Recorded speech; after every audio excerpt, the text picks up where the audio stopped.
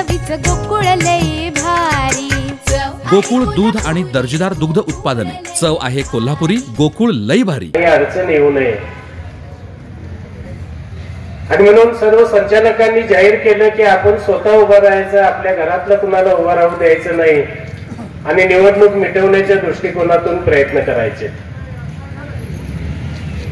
तरी ज्यांना निवडणूक पाहिजे होते ते सर्व या ठिकाणीच या व्यासपीठावरती येऊन सभासदांची दिशाभूल करायचं आणि खोटं बोलून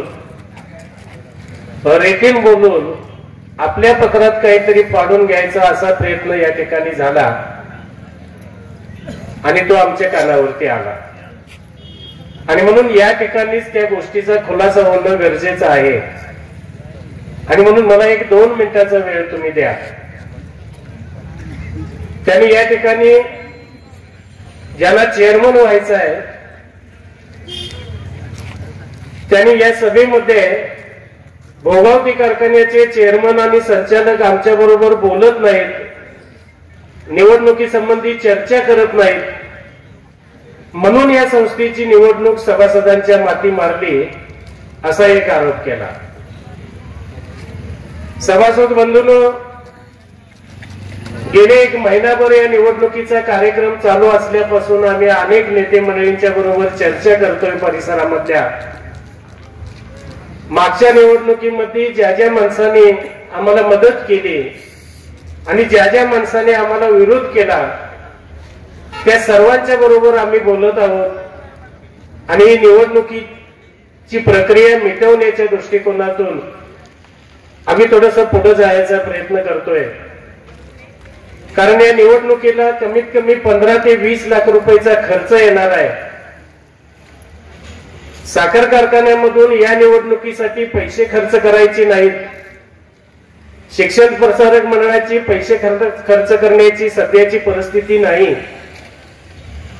आणि म्हणून सभासदांच्या वरती या निवडणुकीचा भुर्दंड येऊ नये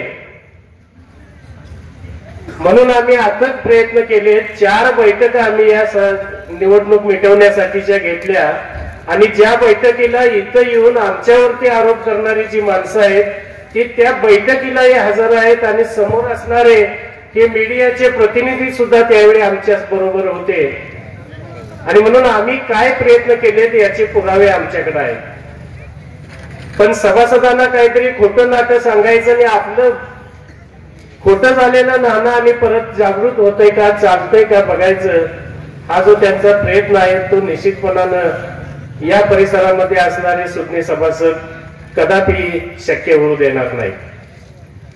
तुम्हाला थोड्याशा 2 गोष्टी माहित असणं गरजेचं आहे की निवडणूक मिटवण्याच्या पहिल्या 3 बैठका झाल्या त्याच्यामध्ये अगदी प्रत्येक जण जरा व्यवस्थितच आपल्यावर काही बाजू येऊ नये अशा पद्धतीने बोलत होते, सांगत होते की आम्ही निवडणूक मिटवण्यासाठी काही करायला तयार आहोत, पण ज्यावेळी कुणी किती उमेदवार द्यायचे, कुणी किती सीट घ्यायच्या यावरती चर्चा चालू व्हायला लागल्यानंतर मात्र प्रत्येकाचे डोळे उंचावायला लागले, भवयात आणायला लागल्या आणि म्हणून माघारीच्या आदल्या दिवशी सकाळी 10 वाजता आम्ही सर्व संचालकांनी एकत्रित येऊन प्रत्येक पक्षाचे 2-3 असे महत्वाचे पदाधिकारी या बैठकीसाठी बोलवले।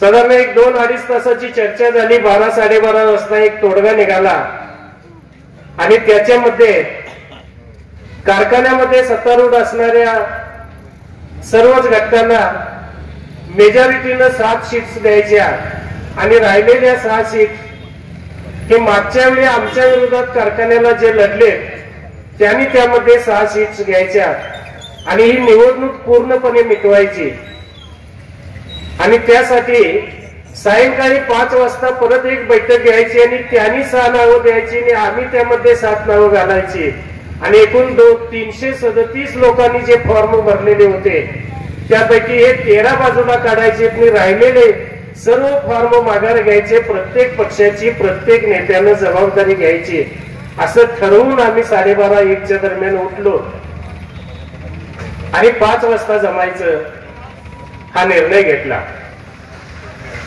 त्यानंतर हे सगळे आमच्या विरोधात लढलेले, मग त्यामध्ये चरापले साहेब होते, धैर्यशील पाटील होते, त्यावेळची शेतकरी संघटनेचे आता शिवसेनेत असणारे प्रतिनिधी होते, शिवसेनेचे होते, भाजपचे होते, सगळे एकत्रित बसले आणि 6 शिफ्टची चर्चा ज्यावेळी चालू झाली त्यावेळी धैर्यशील पाटलांनी पहिला प्रस्ताव त्यांच्या समोर ठेवला की कारखान्याच्या निवडणुकीमध्ये आमच्या पॅनेलला जे मतदान पडलेलं आहे त्याची सरासरी बघितली तर मला 4.5 शीटा मिळायला पाहिजे. कुठलं गणित कॅल्क्युलेशन त्याने करून आणलं तर त्यांच्या नावासमोरच्या डिग्र्या बघितल्या तर त्या डिग्रीमध्ये गणित हा विषय आहे बरं का, पण या माणसानं कुठल्या कॅल्क्युलेशननं 4.5 शीट्स काढल्या की मात्र कोडा अजून आम्हाला उलगडलेले नाही. जसं त्या पण या माणसाच्या डोक्यात एकच विचार आहे की मी जिथं जाईन तिथं चेअरमन पाहिजे. 2010ला आपण दिली तर परत या संस्थेची निवडणूक लागत असं मला तरी वाटत नाही. आणि म्हणून तो प्रस्ताव त्यांनी त्यांच्या बरोबर चर्चा करत असताना 6 शीटचा मोडून काढला आणि मला तुमच्या बरोबर यायला जमत नाही म्हणून उठून गेले. आणि मग त्यानंतर 1 तासाभरानं भाजप आणि शिवसेनेच्या नेत्यांचा मला फोन आला. आम्ही वरती कारखान्याच्या मीटिंग हॉलमध्ये बसलेलो होतो. सर जरा खाली या गेस्ट हाऊसला तुमच्या बरोबर चर्चा करायची आहे. मला वाटलं यांचं मिटलं वाटतं, बरं झालं बापू आम्हाला आता 7 शीटा करायला पाहिजे. मी अतिशय आनंदाने खाली आलो तर त्यांचा प्रस्ताव वेगळाच. त्यांनी असा प्रस्ताव ठेवला की धैर्यशील गेले, चरापले गेले, नाही म्हणून सांगून गेलेत, आता शिवसेना आणि भाजपवादी आम्ही तुमच्या बरोबर येतो, आम्हाला 6 शीटा द्या आणि तुमच्या 6 शीटा द्या आणि आपण पॅनेल करूया. आता मला सांगा हा जो प्रस्ताव आहे तो प्रस्ताव आमच्या समोर आल्यानंतर 1 सेकंदात आमच्या नेत्यालाही मी फोन केला नाही. कणीदार खमंग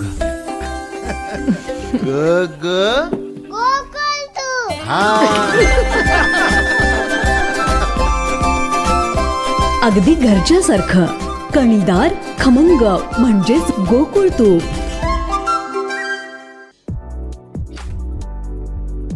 ताज्या घडामोडींसाठी RK न्यूजच्या YouTube चॅनेलला सबस्क्राईब करा आणि बेल आयकॉनला क्लिक करायला विसरू नका.